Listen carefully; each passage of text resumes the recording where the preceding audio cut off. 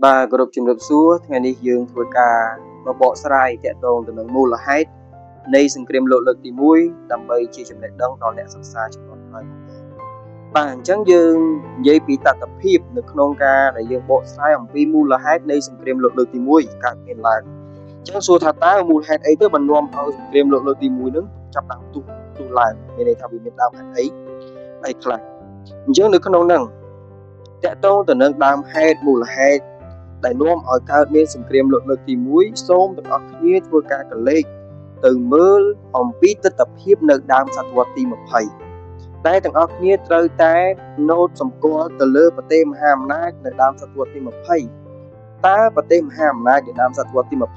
20មានប្រទេសណាខ្លះដែលជាប្រទេសមហាអំណាចអញ្ចឹងហើយយើងត្រូវស្គាល់សិនតើប្រទេសណាអញ្ចឹងនៅក្នុងតថភាពនេះខ្ញុំសូមឲ្យទាំងអស់គ្នាមើលពីទស្សនវិជ្ជាប្រទេសចំនួន3តែប្រទេសទី1គឺអង់គ្លេសទី2គឺបារាំងទី3គឺអាល្លឺម៉ង់ហើយយើងត្រូវស្គាល់ពីប្រទេសមហាអំណាចនៅខាងទ្វីបអឺរ៉ុបបាទបើខ្ញុំនិយាយពីទ្វីបអឺរ៉ុបនេះទាំងអស់គ្នាប្រកាសជាស្គាល់ហើយថាតើទ្វីបអឺរ៉ុបនៅឯណាបាទអញ្ចឹងគេនិយាយថានៅដើមសតវត្សទី20ប្រទេសមហាអំណាចមួយចំនួននៅអឺរ៉ុបចាប់ដើមប្រណាំងប្រជែងគ្នាទាក់ទងទៅនឹងផ្នែកឧស្សាហកម្មអញ្ចឹងដើម្បីទទួលបាននៅផ្នែកឧស្សាហកម្មតើគេត្រូវធ្វើដូចម្ដេចប្រទេសទាំងអស់នោះត្រូវតែរកដែនដីអាណានិគមបងប្អូនទាំងអស់គ្នាត្រង់ចំណុចហ្នឹងគឺតាក់ទងទៅនឹងការរកដែនដីអាណានិគមរបស់ប្រទេសទាំង3ហ្នឹងឯងតែយើងផ្ដោតសំខាន់ខ្ញុំចង់បែងចែកប្រទេស3ដែលខ្ញុំបានលើកឡើងមិញនេះមានអង់គ្លេសបារាំងអាល្លឺម៉ង់អញ្ចឹងទាំងអស់គ្នាត្រូវចាំថានៅដើមសតវត្សទី20ប្រទេសដែលជា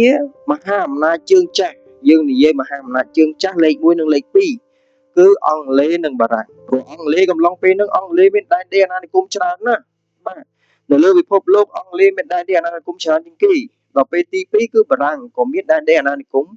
ច្រើនបន្លេខ2បន្ទាប់ពីអង់គ្លេសដែរក៏ប៉ុន្តែប្រទេសមួយទៀតនោះចាប់ផ្ដើមងើបឡើងនៅប្រទេសណាដែលមានសេដ្ឋកិច្ចល្អដែរគឺប្រទេសអាល្លឺម៉ង់ចាប់ផ្ដើមងើបឡើងអញ្ចឹងនៅពេលដែលអាល្លឺម៉ង់ចាប់ផ្ដើមងើបឡើងអាល្លឺម៉ង់មានការរីកចម្រើននៅផ្នែកសេដ្ឋកិច្ចបាទអញ្ចឹងហើយអាល្លឺម៉ង់ចាប់ផ្ដើមរង្គើដែលដៅនាំហេតុរឿងអីគឺនាំហេតុបបួលប្រទេសមហាអំណាចចាស់បាទឬក៏ជាប្រទេសចក្រពត្តិចាស់ចែកដែនដីអាណានិគមបាទជាពិសេសគឺអង់គ្លេសជាមួយអង់គ្លេសពួកអង់គ្លេសចែកដែនដីអាណានិគមឡើងវិញ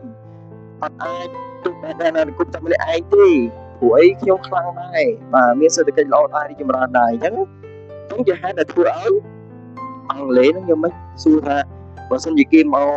ចែកដីយើងយកអត់យើងចែកឲ្យគេអត់គឺអត់ទេអញ្ចឹងក្នុងកំឡុងពេលហ្នឹងអង់គ្លេសអត់ចែកទេបាទអង់គ្លេសអត់ចែកទេគឺជាហេតុដែលនាំឲ្យប្រទេសមហាអំណាចចាស់អង់គ្លេសបារាំងចាប់ផ្ដើមដឹងពីមហិច្ឆតារបស់អាល្លឺម៉ង់ទាក់ទងទៅនឹងការចែកដែនដីអាណានិគមបាទដែនដីអាណានិគមមានសារៈសំខាន់មែនទែនបងប្អូនអរគុណព្រោះអី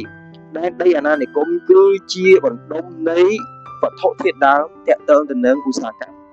បាទជាហេតុដែលប្រទេសទាំងអស់នេះគឺត្រូវការដែនដីអាណានិគមដើម្បីជា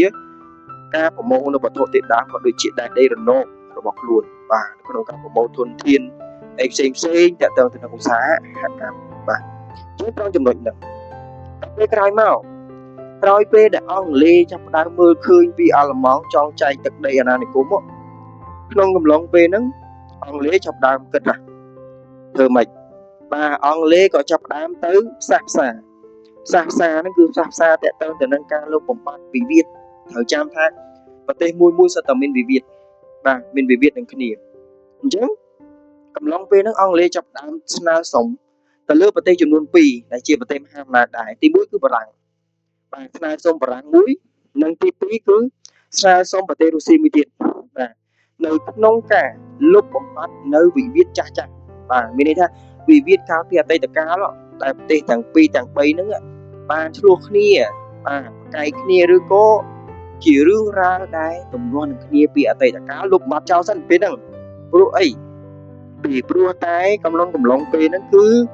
មានការគៀបសង្កត់ពីប្រទេសមួយគឺអាល្លឺម៉ង់ទេក្នុងតថភាពហ្នឹង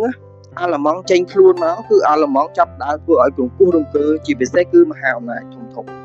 ជាពិសេសអង់គ្លេស អង់គ្លេសឃើញបែបហ្នឹងហើយអង់គ្លេសក៏ចាប់ផ្ដើមចរចាឲ្យយើងលុបបំបាត់ទំនាស់ចាស់យើងចោលសិនទៅដើម្បីទប់ទល់ជាមួយនឹងអាល្លឺម៉ង់វិញបាទអញ្ចឹងហើយក៏ស្នើបារាំងនិងរុស្ស៊ីនៅក្នុងការលុបបំបាត់ទំនាស់ចាស់ហើយនៅក្នុងកំឡុងពេលហ្នឹងមិនមែនតែអង់គ្លេសទេដែលគាត់មានការព្រួយបារម្ភអង់គ្លេសព្រួយបារម្ភមួយហើយប៉ុន្តែប្រទេសដែនដីអាណានិគមលេខ2ក៏មានការព្រួយបារម្ភដែរគឺបារាំងបាទក្នុងកំឡុងពេលហ្នឹងបារាំងក៏មានការព្រួយបារម្ភខ្លាំងដែរក្នុងកំឡុងពេលហ្នឹងព្រោះអីការដែលអាល្លឺម៉ង់លើកឡើងតាក់ទងទៅនឹងការទាមទារដែនដីអាណានិគមមកវាក៏ជាការគំរាមកំហែងមួយទៅដល់ប្រទេសបារាំងដូចគ្នាដែរអញ្ចឹងជាហេតុដែលបារាំងត្រូវមានការព្រួយបារម្ភប៉ុន្តែនៅក្នុងកំឡុងពេលហ្នឹងយើងនិយាយតាក់ទងទៅនឹងប្រទេសបារាំងវិញប្រទេសបារាំងគឺជាប្រទេសមួយដែលចង់ទាមទារខេត្តបាទក្នុងកំឡុងពេលហ្នឹងបារាំងក៏ចង់ទាមទារខេត្តរបស់ខ្លួនចំនួន2បាទខេត្តរបស់ខ្លួនចំនួន2ទី1គឺខេត្តអាល់សាសនិងទី2គឺខេត្តឡូរ៉ែនណាតាក់ទងទៅនឹងចំណុចហ្នឹងហើយបារាំងហ្នឹងគឺចង់បាននៅតំបន់មួយទៀតដែលជាតំបន់ធ្យូងថ្មព្រោះតាក់ទងទៅនឹងធ្យូងថ្មគឺជាតំបន់មួយដែលមានអំណោយផលទៅខាងវិស័យឧស្សាហកម្មខ្លាំងមែនទែនជាហេតុដែលនាំឲ្យបារាំងហ្នឹងក៏ចាប់ផ្ដើមចង់ទាមទារតំបន់ហ្នឹងដែលតំបន់ហ្នឹងគឺជាតំបន់មួយដែលវាមានព្រំប្រទល់ជាប់ជាមួយប្រទេសបារាំងនិងអាល្លឺម៉ង់នៅក្នុងកំឡុងពេលហ្នឹងតំបន់ហ្នឹងអញ្ចឹងជាហេតុដែលនាំឲ្យបារាំងគាត់ចង់បានតំបន់ហ្នឹងគឺជាតំបន់សាបាទតំបន់សាហ្នឹងដែលបារាំងចង់បានអញ្ចឹងក៏បារាំងចាប់ដើមចងទំព័រមិត្តជាមួយអង់គ្លេសហើយនឹងរុស្ស៊ីនៅក្នុងកំឡុងពេលហ្នឹងហើយក្រោយមួយទៀតក្នុងកំឡុងពេលហ្នឹងយើងក៏លេខទៅមើលប្រទេសរុស្ស៊ីវិញបាទប្រទេសរុស្ស៊ីក៏មានការព្រួយបារម្ភដែរនៅក្នុងការជ្រៀតជ្រែករបស់ប្រទេសអាល្លឺម៉ង់ដោយសារអីនៅក្នុងកំឡុងពេលហ្នឹងរុស្ស៊ីគឺបានមានគម្រោងនៅក្នុងការស្ដារនៅប្រព័ន្ធគេហៅថារថភ្លើងមួយខ្សែផ្លូវរថភ្លើងស្ថាបនាផ្លូវរថភ្លើងមួយខ្សែរបស់ខ្លួនក៏ប៉ុន្តែតាក់ទងទៅនឹងការគម្រាមកំហែងរបស់អាល្លឺម៉ង់ហ្នឹងទៅវាធ្វើឲ្យមានការប៉ះពាល់ទៅដល់ការកសាងនៅផ្លូវរថភ្លើងរបស់ខ្លួននៅតំបន់កូកានិងសមុទ្រខ្មៅរបស់រុស្ស៊ីនឹងឯងជាហេតុដែលនាំឲ្យរុស្ស៊ីក៏មានការព្រួយបារម្ភផងដែរអញ្ចឹងតាក់ទងទៅនឹងចំណុចហ្នឹងដែលខ្ញុំលើកឡើងអំពីមូលហេតុដែលនាំឲ្យកើតមាននៅសង្គ្រាមលោកលើកទី1អាហ្នឹងមូលហេតុដំបូងយើងនិយាយអំពីមូលហេតុដំបូងដែលនាំឲ្យប្រទេសទាំងអស់ហ្នឹងចាប់ផ្ដើមមានបញ្ហានឹងគ្នាហើយកើតឡើងទៅជាសង្គ្រាមលោកបាទគឺដើមហេតុមកពីប្រទេសទាំង3នឹងដែលខ្ញុំលើកឡើងមិញហ្នឹង